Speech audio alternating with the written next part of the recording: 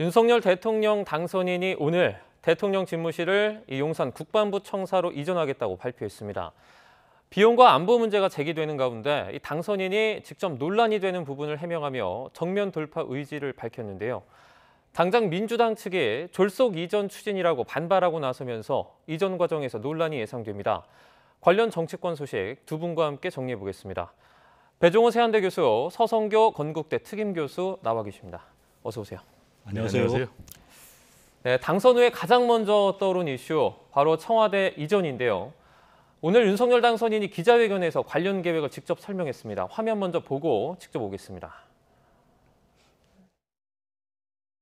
국민들께 불편을 드리는 측면, 또 청와대를 온전히 국민께 개방하여 돌려드리는 측면을 고려하면 용산 국방부 청사 이전 결정을 신속히 내리고 추진하는 것이 옳다고 판단됩니다. 국민 여러분, 대통령 집무실의 이전이 간단하거나 쉬운 일이 아님은 잘 알고 있습니다. 그러나 그것이 어렵다고 또다시 국민과의 약속을 저버린다면 이제 다음 대통령 어느 누구도 이것을 새로이 시도하기 어려울 것입니다. 네, 윤 당선인 이 청와대를 국민께 온전히 돌려드리기 위해서 이전을 신속히 결정을 하고 추진하겠다, 이런 계획을 밝혔습니다. 인수위 내부에서도 속도 조절론이 나오던 상황에서 이 취임 전에 용산 국방부 청사로 이전을 확정한 건데요. 사실 코로나 확산세도 있고 이와 관련한 민생 문제, 그리고 또 요번에 최근에 이슈가 됐던 부동산 이슈도 산재해 있지 않습니까? 이런 가운데 이 집무실 이전이 첫 이슈로 떠오르더니 결정까지 빠르게 진행이 됐습니다. 이 첫 이슈로 떠오른 집무실 이전, 이 부분 어떻게 보십니까? 네, 세 가지 측면에서 볼 수 있는데요.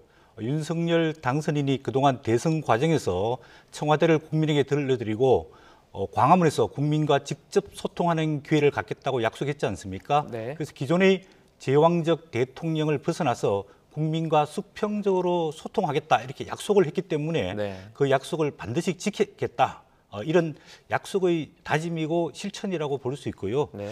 두 번째로는 이제 인수위가 막 출범을 했는데 아까 말씀하신 대로 여러 가지 이슈가 있지 않습니까? 이제 신정부 출범하기 위한 인사도 해야 되고, 또 코로나 문제, 또 부동산 문제, 또 국가 안보 문제, 기타 이슈들이 많은데 갑자기 대통령 비서실 이전 문제가 주요한 이슈로 떠올랐습니다. 네. 그런 측면을 봤을 때 윤석열 당선인이 이 청와대 이전 문제를 조속히 매듭지으면서 논란을 차단해야 될 필요성이 있었다고 보여지고 있고요. 네. 그다음 세 번째로는 이제 시간의 제약이 있을 수밖에 없습니다. 왜냐하면 지금 대통령 취임까지 약 50일 남아 있거든요. 네. 이 기간 동안에 대통령 비서실을 옮기려면은 절대적인 물리적인 시간이 필요합니다. 그래서 이 시점에는 반드시 결론을 내려야 할 시점이기 때문에 대통령 당선인이 이런 여러 가지 측면을 고려해서 결단을 내린 것 아닌가, 그렇게 보여집니다. 네. 이제 윤 당선인이 여러 가지 측면을 고려해서 좀 빠르게 결정을 내린 것 같다, 이렇게 말씀을 해주셨는데요. 제가 교수님께도 질문 좀 드리도록 하겠습니다. 첫 이슈로 떠오른 집무실 이전, 그리고 빠른 이런 결정, 어떻게 보십니까? 일단 배경은 우리 교수님께서 잘 설명을 했으니까 저는 이제 문제점을 좀 크게 세 가지를 얘기하려고 합니다. 네. 첫 번째로는 이제 졸속 추진, 이 문제를 피하기가 어려워요. 네. 왜냐하면은 1월 달에 광화문 시대 열겠다라고 윤석열 대통령 당선인이 공약을 내세웠고, 근데 그 공약을 사실상 지키지 못하고 파기하고 지금 이제 새로운 대안으로 용산 시대를 열겠다 라는 공약으로 바꿨어요. 근데 이 공약이 나온 것이 불과 일주일밖에 안 됐단 말이에요. 근데 네. 이 문제가 엄청난 예산이 들어가는 이제 국가적 대사인데, 이런 대사를 일주일 만에 결정하는 것이 맞는가라는 문제. 그리고 앞으로 이제 5월 10일 날 취임식을 하면은 한 50일 정도밖에 안 남았는데, 이런 국가 대사를 50일 만에 이게 과연 완성시킬 수 있겠는가라는 이제 그런 문제가 제기가 된단 말이에요. 네. 그리고 이제 두 번째는 추진 방식입니다. 지금 윤석열 대통령 당선인께서 청와대를 국민들에게 개방하겠다, 그리고 용산으로 이전하겠다라는 핵심적인 것이 제왕적 대통령 권한을 내려놓겠다, 그리고 국민하고 접촉해서 국민 소통을 하겠다라는 것인데, 이러한 중요한 공약을 추진하는 방식은 국민들의 의견을 수렴하는 그런 절차가 전혀 없었단 말이에요. 네. 그러니까 일부에서는 이 방식이 너무나 제왕적 대통령 방식이 아니냐라는 이제 그런 비난을 하고 있고요. 네. 그리고 세 번째로는 과연 이게 우선순위가 맞느냐. 지금 이제 가장 중요한 우선순위는 역시 민생, 코로나19의 민생, 구체적으로는 뭐 소상공인 자영업자 그리고 60만 명이 넘어가는 이제 이 확진 문제를 어떻게 대처할 것인가라는 그런 문제가 더 중요한 것 아닌가라는 생각을 국민들은 하고 있는데 지금 이 집무실 이전 문제에다가 사실상 올인하듯이 하다 보니까 대선 이후에 전국에 이게 이제 블랙홀처럼 됐단 말이에요. 네. 그러면 이걸 추진하는 과정에서 혹시 혼선이라든지 실수가 나오면은 엄청난 부담이 될 수가 있단 말이에요. 출범 때부터. 지금 당장 민주당에서는 뭐 결사 반대까지 하고 있기 때문에 전국에 지금 교착도 우려지는 것이 우려가 좀 되고 있기 때문에 이 문제는 이미 윤석열 대통령 당선인에게 상당한 부담이 됐기 때문에 앞으로 지금이라도 열심히 최선을 다해서 최소한 어떤 그 시행착오를 좁히는 것이 이제 남은 과제가 아닌가 생각이 됩니다. 네. 뭐 계속해서 광화문 얘기를 하다가 이제 뭐 용산이라는 그 장소가 나온 지 불과 일주일밖에 되지 않았다. 요약을 하자면 졸속 결정이다. 좀 그렇습니다. 설명을 해주셨습니다. 사실 이 문재인 대통령도 국민 소통을 위해서 이 광화문 시대를 약속을 했었습니다. 그런데 이 경호 문제 등으로 좌절된 바 있는데요. 윤 당선인도 이전 결정은 내렸지만 이 후보 시절에 약속한 광화문 시대 공약은 지키지 못하게 됐습니다. 이전 장소를 바꾼 이유를 설명하긴 했거든요. 그런데 이 부분에서 이 공약 수장에 대한 어떤 부연 설명 충분했다고 보십니까? 네, 단기간에 결정을 하다 보니까 충분하진 않았지만 그 윤석열 당선인이 지난 1월달에 네. 제왕적 대통령제를 타파하기 위해서 광화문 집무실 이전을 약속을 했거든요. 네. 그 이후에 그러면 광화문 서울종합청사가 적당한 후보지냐 아니면은 또 다른 대안이 없느냐? 저는 면밀하게 검토를 해왔다고 생각하고 있습니다. 네. 최근에도 보면 세 가지 대안을 놓고 검토를 했는 것으로 알려지고 있는데 서울 정부 종합청사, 그다음에 외교부 청사, 또 국방부 청사 여기에 대해서 두 가지 측면에서 정말 주민 불편을 최소화할 수 있는 곳이 어디냐. 그다음 두 번째로는 비용이 최소화할 수 있는 데가 어디냐. 이런 측면에서 봤을 거라고 생각을 합니다. 네. 아까 말씀하신 대로 문재인 현 대통령도 광화문 집무실 이전을 약속을 했거든요. 하지만은 특히 경호 문제, 주민 불편 문제, 또 보안 문제가 있었거든요. 왜냐하면은 대통령이 근무하게 되면은 그 주변 건물에 대한 어떤 차단벽을 설치해야 되고 또 교통 통제를 해야 되고 또 대통령이 이동을 하게 되면 그 주변에 전파 차단을 해야 되거든요. 네. 그렇기 때문에 휴대폰을 사용하지 못하는 불편들이 있기 때문에 그런 불편들을 고려하고 또 이전하는 비용이 과연 얼마 정도 좀 드느냐, 그거를 최소화할 수 있는 방법이 없을 것인가, 이런 여러 가지 측면에서 검토했을 때 국방부 청사로 이전하는 것이 가장 바람직하다. 이래서 최종 결론을 내렸기 때문에 저는 졸속 추진이다. 뭐 이런 거에 대해서는 동의할 수 없고 나름대로 대통령 당선인께서 굉장히 고심을 하면서 결정을 했다. 이렇게 이해가 됩니다. 네, 이제 뭐 말씀해 주신 것처럼 시민들의 불편도 고려를 했다. 뭐 가장 최소화하려고 했다 이렇게 하는데 이제 용산 지역 주민들의 반발도 상당히 걱정이 되는 상황입니다. 재개발 등에서 이제 제약이 걸리지 않을까, 뭐 높이라든지 이런 부분이겠죠. 지역 주민들의 반발이 충분히 예상이 되는데 문제가 되지는 않을까요? 문제가 상당히 예상이 되죠. 당장 아시겠지만은 용산 주변에 교통이 지금도 상당히 체증이 심각하거든요. 네. 그런데 이제 용산하고 한남동을 대통령이 되시면은 이제 왔다 갔다 출퇴근해야 된단 말이에요. 그 시간에 그럼 교통 통제를 할 수밖에 없어요. 물론 이제 대통령 당선인은 3분에서 5분 정도가 통제가 된다 하지만 상당 부분 저는 교통 체증에 악영향을 미칠 수밖에 없다. 네. 그러면 이제 주변의 시민들, 출퇴근하는 시민들은 상당한 불편을 겪을 수밖에 없다. 이렇게 얘기를 할 수밖에 없고요. 네. 그리고 두 번째로는 말씀하신 대로 재산권 행사도 상당히 문제가 됩니다. 이제 고도 제한이 되지 않습니까? 경호 문제 네. 때문에. 그러면 이제 재개발 재건축이 상당히 좀 차질을 빚을 수밖에 없는 그런 문제가 또 있고요. 그리고 또 집무실 반경 8km까지는 비행 금지 구역으로 제한이 됩니다. 네. 그러면 지금 이제 4차 산업 혁명의 핵심이라고 할 수 있는 뭐 드론 택시라든지 택배 이런 것들이 이제 강남까지도 상당 부분 영향을 미친다고 하니까요. 그리고 또 이제 한남동 관저에서 생활을 하시니까 그럼 이제 그 주변의 등산로도 상당 부분 통제가 될 수밖에 없다고 합니다. 그런데 저는 이제 가장 중요한 것이 지금 광화문 시대에서 용산 시대로 바꾸는 것이 이 경호 문제 아니겠습니까? 네. 그리고 교통 혼잡 문제 아니겠습니까? 근데 경호 문제를 출퇴근하다 보면은 상당 부분 그 부분에 대해서 좀 우려하는 문제가 있고 그리고 이제 교통 혼잡은 역시 용산시도 있고 그리고 무엇보다도 용산으로 옮기게 되면 이제 국방부 합참 시설하고 같이 있기 때문에 이게 이제 군사 안보 시설이거든요. 그러면은 국민들 또 일반 시민들의 접촉이 상당 부분 제한될 수밖에 없는 그런 문제를 어떻게 극복할 것이냐라는 것도 숙제로 남아 있다고 봅니다. 네. 저 이제 교수님께 하나만 더 짧게 좀 여쭤보겠습니다. 그 윤당선인은 이제 집무실 이전이 국민과의 소통을 위해서, 국민과의 소통을 강화하기 위해서라고 언급을 했었는데요. 실제로 청와대에서 용산으로 집무실을 이전하게 되면 뭐 소통이 좀 강화되는 그런 부분이 있습니까?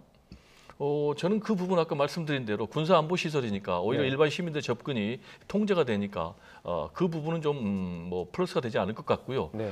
지금 이제 윤석열 대통령 당선인께서 기자회견에서 밝힌 부분이 뭐냐면은 집무실 1층에 프레스센터를 두겠다라고 했기 때문에 국민 기자들하고 소통은 좀 늘어날 것 같아요. 그리고 이번에도 이제 기자회견을 통해서 아주 소상하게 본인이 잘 설명을 하시더라고요. 네. 그렇지만 역시 이제 중요한 것은 프레스센터가 집무실 1층에 있다고 해서 중요한 것이 아니라 얼마나 기자회견을 하는 것이 이게 중요하거든요. 지금 이제 박근혜 전 대통령 그리고 이제 문재인 현 대통령 같은 경우는 한 10여 차례 정도밖에 대국민 기자회견을 안 해서 네. 노무현 전 대통령 또 그리고 김대중 전 대통령은 한 150차례 정도 기자회견을 했거든요. 그래서 윤석열 대통령 당선인이 뭐 주 1회 정도 본인이 하겠다라고 이제 과거에 언급한 부분이 있기 때문에 그렇다면 상당 부분 언론 소통을 통해서 국민들하고 소통의 기회가 늘어나지 않겠는가 이런 생각이 좀 듭니다. 네.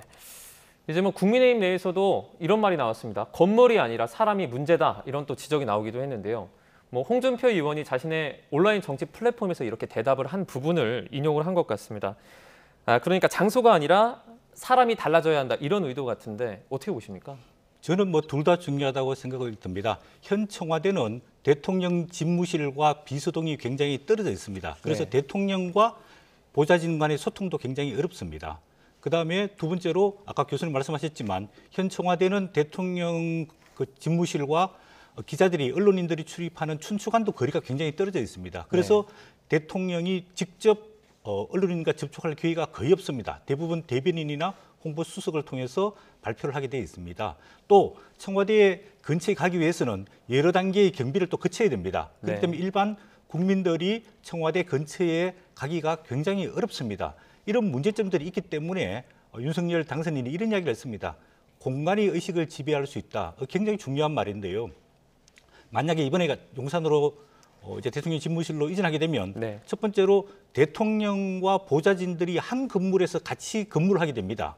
쉽게 말하면 미국의 백악관을 볼 수 있는데요. 백악관은 웨스트 윙이라고 보면은 보좌진과 대통령 집무실이 같이 있습니다. 그래서 이슈가 생기면은 늘 대통령이 참모진들과 협의를 하고 회의를 할 수 있게 돼 있는 구조거든요. 네. 그리고 또 기자실들이 백악관 내부에 있습니다. 그렇기 때문에 언론과 늘 소통할 수 있고 또 백악관 앞에는 공원화가 되어 있습니다. 그래서 네. 아마 지금 용산으로 대통령 그 집무실을 이전하게 되면은 용산 공원 개발이 가속화되게 되면은 그 공원에 많은 국민들이 와서 그 대통령 그 집무실을 볼 수 있게 되고요. 또 뭐 탐방도 할 수 있게 되고 대통령도 국민들과 소통할 수 있는 그런 많은 기회를 갖게 되는 거거든요. 그런 측면에서 봤을 때는 아까 말씀하신 사람의 문제냐 아니면 공간의 문제냐 저는 둘 다 문제가 있는데 이번에 공간도 개혁하고 또 본인도 국민과 직접 소통을 하겠다고 했기 때문에 앞으로 한 5년 뒤 이런 그 대통령 집무실과 그 공원 주변이 잘 개발이 된다면은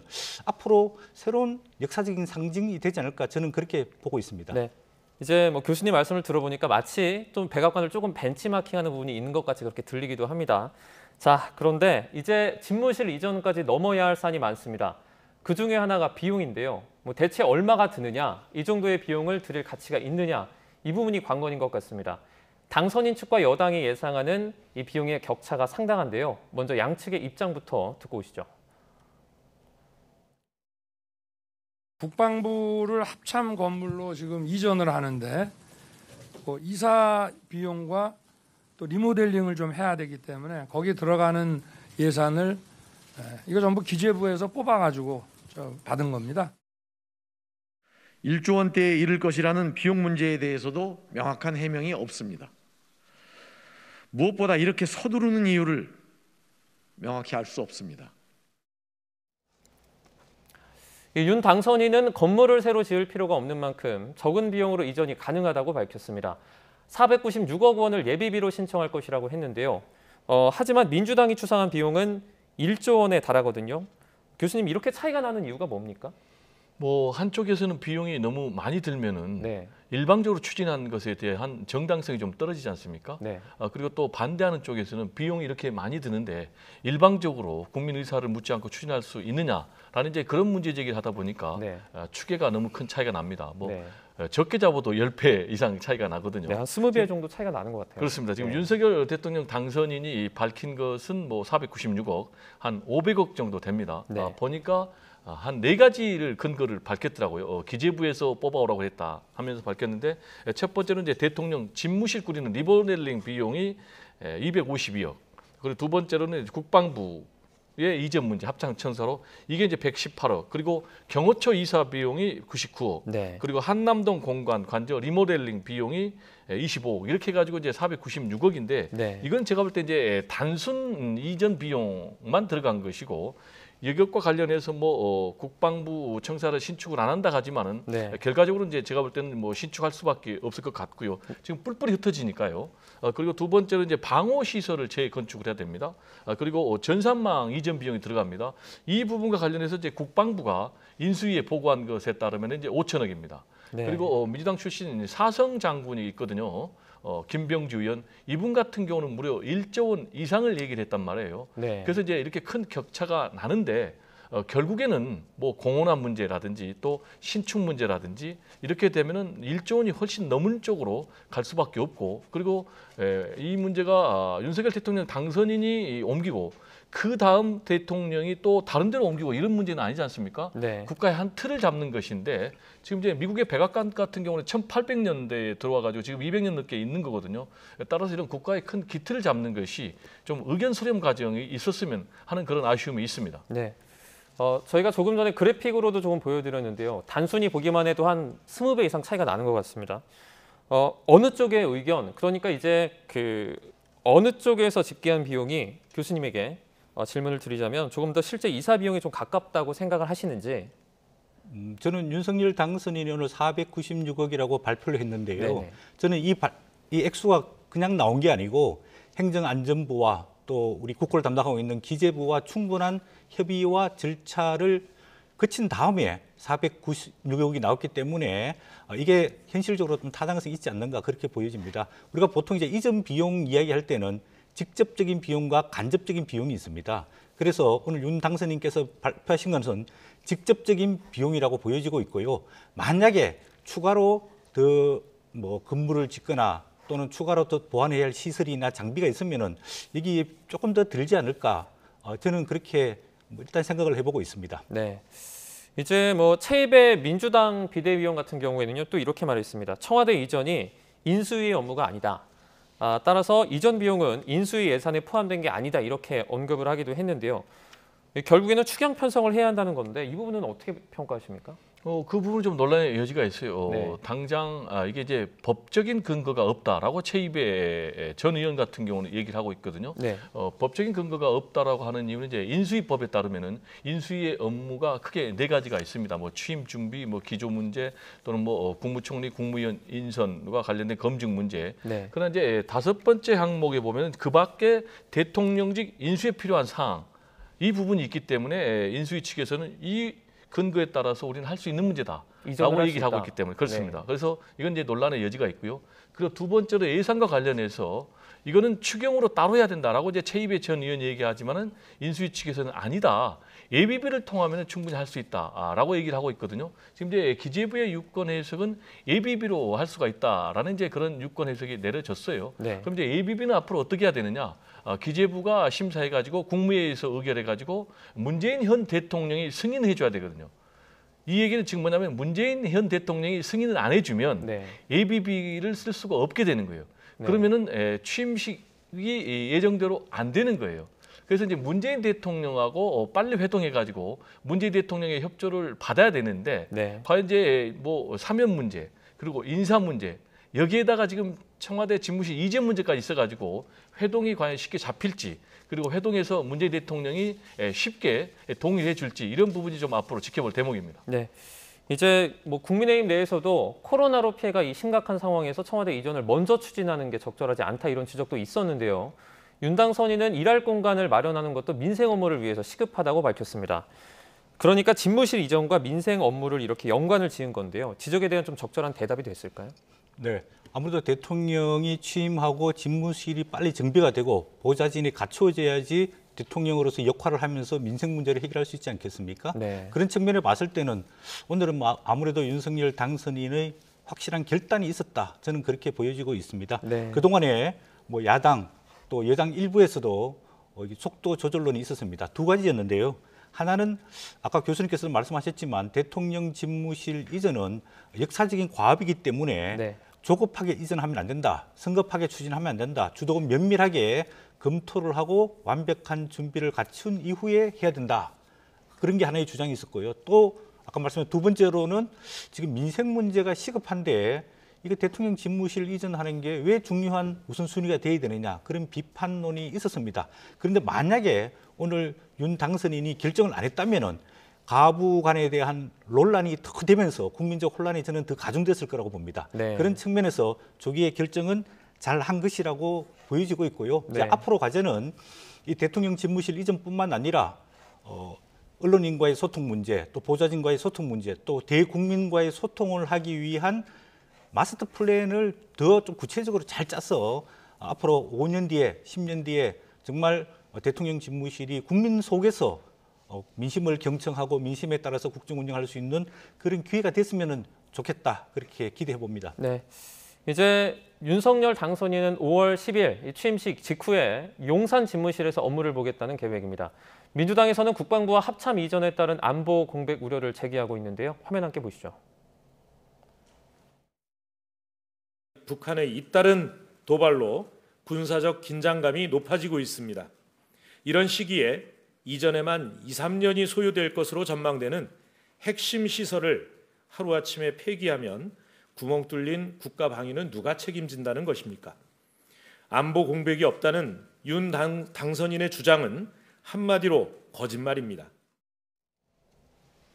네, 이제 윤 당선인이 안보 공백은 없게 하겠다, 이렇게 언급을 했는데 실제 북한이 도발 강도를 높이고 있는 지금과 같은 상황에서 대응에 좀 문제가 없을 거라고 생각을 하십니까? 어떻게 보십니까? 뭐 문제가 있을지 없을지 좀 지켜봐야 되겠지만 안보 공백에 대한 우려는 지금 나오고 있는 거예요. 네. 실제로 전직 합참 출신 11명이 성명서를 내가지고 이 안보 공백에 대한 우려를 공식으로 제기를 했습니다. 네. 지금 이제 안보 취약기라고 보는 건데요. 정권 이양기이기 때문에요. 그런데 지금 이제 북한 같은 경우는 최근에 올해 들어와서 계속해서 무력 도발의 수위를 높여가고 있지 않습니까? 미사일 발사를 지금 10차례나 했고 뭐 신형 ICBM 개발까지 앞두고 있는 그런 상황이란 말이에요. 네. 그런데 앞으로 지금 다음 달 15일이 김일성 전 주석의 생일이 있단 말이에요. 그럼 이때 통상 도발을 좀 해왔고 무력 시위를 해왔고 그리고 또 다음 달에 한미 연합훈련이 시작이 되기 때문에 북한의 도발이 우려되는 이런 상황인데 문제는 지금 이제 대통령 집무실을 용산 국방부 청사로 옮기게 되면 기존의 국방부 청사를 비워줘야 되고 합참 쪽으로 그럼 또 합참도 비워줘야 되는, 그러면 연쇄적으로 이동하다 보면 이제 안보 공백이 생길 수밖에 없다라는 그런 이제 우려가 나오고 있고 네. 이 과정에서 이제 전산망을 재구축을 해야 되는데 전산망을 재구축하는 과정에서 만약에 사고가 난다라든지 그럼 해킹 사건이 뭐 발생한다라든지 그러면 이제 안보 공백이 생긴다라는 이제 그런 문제 제기가 나오고 있는 상황입니다. 네. 이제 대통령 집무실 이전을 위해서는 현 정부와 그리고 청와대의 협조가 상당히 필요할 것 같은데요. 지난주 문재인 대통령과 윤 당선인의 회동이 한 차례 무산되지 않았습니까?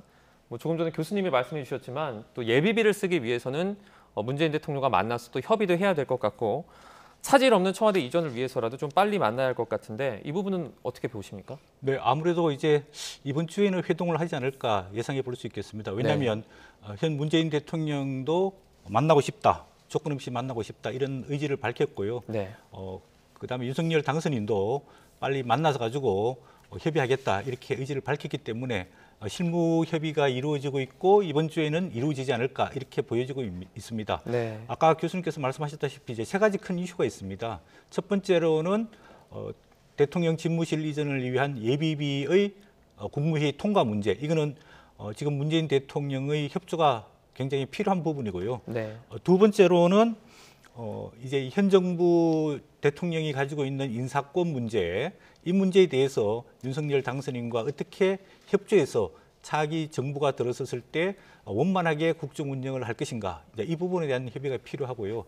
일부 언론 보도에 따르면은 그동안 이명박 전 대통령과 김경수 전 경남지사의 사면 문제에 관련돼서 뭐 의견 협의가 있었다, 그리고 그게 갈등의 요소가 됐다, 이런 뭐 보도도 나오는데, 이런 구체적인 부분에 대해서까지 현직 대통령과 차기 대통령 당선인이 만나서 협의를 해야 될 것이냐, 이런 문제에 대해서는 국민으로서 좀 의심을 가집니다. 지금은 국정의 연속성과 계속성을 위해서 국민들에게 좀 안정감을 보여줄 필요가 있거든요. 네. 그러면 현직 대통령은 차기 대통령에 대한 어떤 뭐 당선 축하와 현 안보와 경제 문제에 대한 어떤 브리핑, 그다음에 또 당선인은 앞으로 대통령직 인수에 관해서 현 대통령의 어떤 협조 부탁, 뭐 이런 큰 틀에서의 원칙적인 대화가 필요하지 않을까, 그렇게 보여집니다. 네.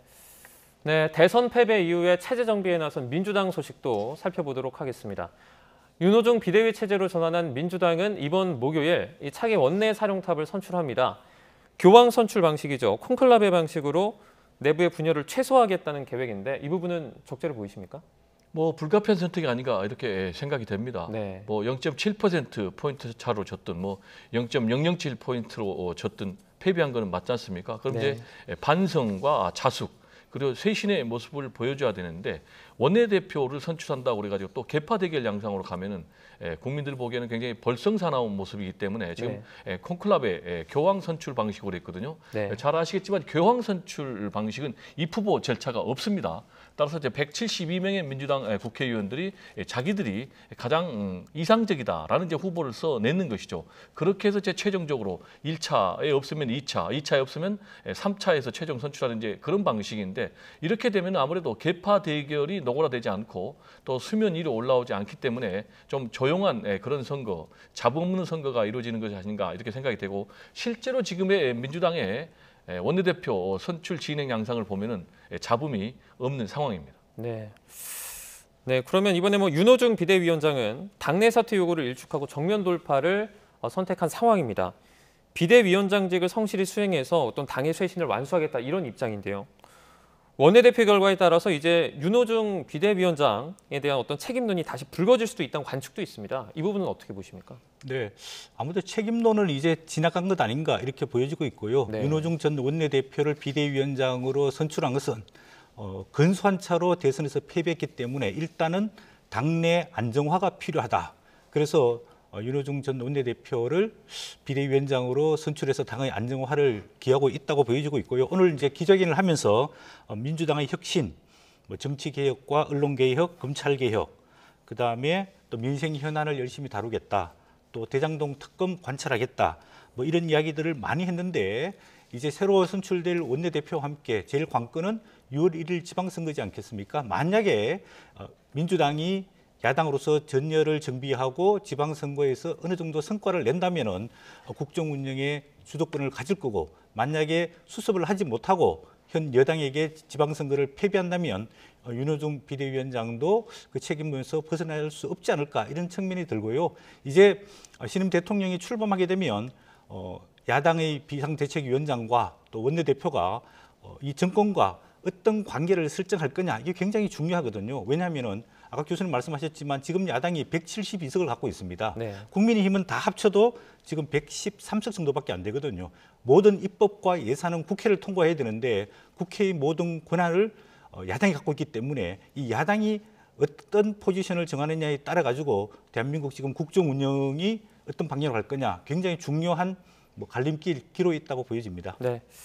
이제 뭐 조금 전에 이제 그 배종호 교수님께서 그 개파 대리 양상이 좀 보이지 않는다고 또 말씀을 해주셨지만, 이제 하나만 더 여쭤보자면요. 일각에서는 또 개파 대리전 양상이 보이고 있다, 이런 목소리도 나오고 있습니다. 어쨌든 뭐 유력 후보군이 뭐 이재명계, 이낙연계, 그리고 저 정세균계로 이렇게 나뉘고 있기 때문이다, 이런 분석 때문인데요.